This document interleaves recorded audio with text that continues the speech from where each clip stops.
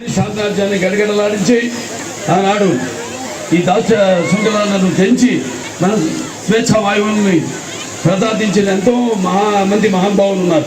ఎవరు పడితే వారిని మహానుభావులు అంటాం. నేహాభి కరుణాశక్తి ప్రచ వాయువులు విద్యతే సంపమస్య ధర్మస్య త్రాయితే మహితో భయ.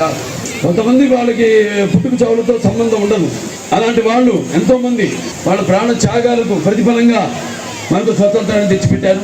వాళ్ళందరినీ కూడా ఈరోజు తలుచుకుని ఈరోజు ఏదైతే మనం ఒక నిజమైన ప్రజాస్వామ్యం బ్రతుకుతున్నామో, స్వేచ్ఛ వాయువుని పీలుస్తున్నామో మనకు అందించిన వాళ్ళందరికీ ఈ సందర్భంగా మనం తలుచుకోవాల్సిన శ్రద్ధాంజలి ఘటించవలసిన అవసరం ఉంది. ముఖ్యంగా పిల్లలు ఉన్నారు ఇక్కడ. మన నాగరాజు గారు కొన్ని చెప్పారు.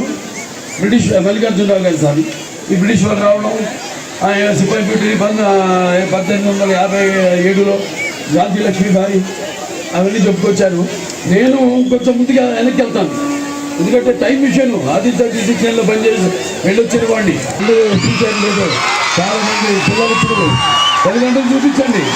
ఎందుకంటే చెప్పేది ఇవాళ మన భారతదేశం ఎంతో ముందుకెళ్ళింది, ఎంతో పురోగతి చెందింది. ఇవాళ మనం అంతరిక్షంలోకే ఇస్రో ద్వారా మనం ఆస్ట్రానాట్స్ పంపగలుగుతున్నామంటే ఇక్కడే కాదు, ప్రపంచంలో ఎక్కడ చూసినా మన భారతీయుల యొక్క ప్రతిభ పాఠవాళ్ళు ఏ రంగంలోనూ కూడా ఆ రంగంలో అగ్రస్థానంలో నుండి ఆ దేశ రాజకీయ లేకపోతే ఆర్థిక సామాజిక విషయాలలో వాళ్ళు కూడా భాగం పంచుకుంటున్నారు.